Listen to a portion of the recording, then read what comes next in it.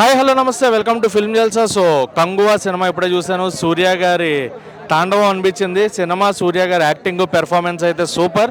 కాకపోతే ఇది మనకి ప్రీవియస్ రీసెంట్గా వచ్చిన సలార్ కానీ లేదంటే దేవరా కానీ వాళ్ళు ఒక వరల్డ్లోకి తీసుకెళ్ళినట్టుగా వీళ్ళు కూడా ఒక వరల్డ్లోకి తీసుకెళ్లే ప్రయత్నం చేశారు. కాకపోతే అవి చూసేసి ఉన్నాం, నాకైతే కొత్తగా ఏం అనిపించలేదు. అండ్ ఒక పిల్లాడికి సూర్యకి ఉన్న రిలేషన్షిప్ ఎలా ఉండబోతుంది అనేది చూపించారు. నాకైతే మగధీర టచ్ కనిపించింది, దేవరా టచ్ కనిపించింది, సలార్ టచ్ కనిపించింది. అన్నీ కలిపి ఒక మిక్సీలో గ్రైండర్లో వేసి తీసేస్తే మనకు కంగువా అనమాట.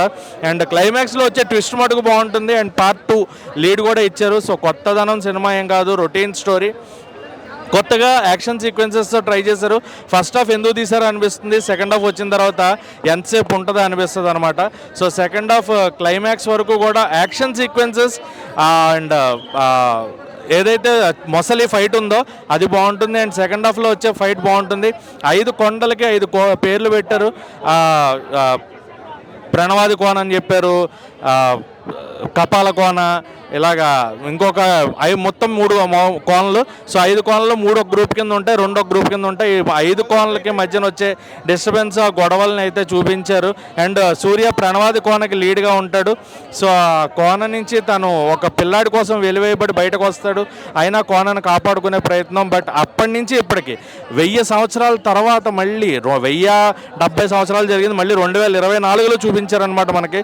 సో అక్కడి నుంచి ఇక్కడికి లింకప్ చేసి క్లైమాక్స్లో వచ్చిన ఫైట్, యాక్షన్ సీక్వెన్సెస్ అదిరిపోయాయి, కాన్సెప్ట్ అదిరిపోయింది. బట్ తీసిన విధానం కొత్తగా లేకపోవడం, రొటీన్గా ఉండడం వల్ల నాకు సినిమా అయితే అంత ఎక్కలేదు. ఫస్ట్ హాఫ్ అయితే మటుకు ఎందుకు తీశారు అనే స్లో నరేషన్ ఉంటుంది. సెకండ్ హాఫ్ యాక్షన్ సీక్వెన్సెస్ కూర్చోబెట్టిన అంత ఇంపాక్ట్ అయితే క్రియేట్ చేయదు. సాంగ్స్ పరంగా బాగున్నాయి, మ్యూజిక్ బాగుంది. బట్ సూర్య గారు అరుస్తూనే ఉంటారు, ఎందుకు అరుస్తారు అనే క్లారిటీ ఉండదు. సో అదొక్కటి మనకి ఇంపాక్ట్ కింద అనిపిస్తుంది తప్ప సినిమాలో చెప్పుకోదగ్గట్టు ఏం లేదు. సూర్య గారి యాక్షన్ అండ్ క్లైమాక్స్లో వచ్చే ట్విస్ట్ మటుకు చాలా బాగుంటుంది. పార్ట్ 2కి ఇచ్చిన లీడ్ చాలా బాగుంది. మరి సినిమా సక్సెస్ బట్టి పార్ట్ 2 ఉంటుందా లేదా అనేది తెలుస్తుంది. సో పార్ట్ 2 ఒకవేళ వస్తే కనుక ఏ రేంజ్లో ఉండబోతుంది అనేది మనం ఈగర్గా వెయిట్ చేయాలి. ఎందుకంటే ఇది లీక్ అనుకోండి, ఇంకేదైనా అనుకోండి, అన్నదమ్ముల మధ్యన గొడవ అయితే ఖచ్చితంగా జరగబోతుంది కార్తీక్ గారికి, సూర్య గారికి. సో ఖచ్చితంగా ఒకటి కాదు 2 ఫైట్స్ జరగబోతున్నాయి. ఒకటి మన విక్రమ్ గారు తీసింది Delhi and Vikram the Rolex fight, and ఇంకొకటి వచ్చేసి ఇక్కడ మనకి ఇంకొక ఫైట్ ఉండబోతుంది. సో వీళ్ళిద్దరి మధ్యన కంగువా ఫైట్, సో అన్నదమ్ముల మధ్యన.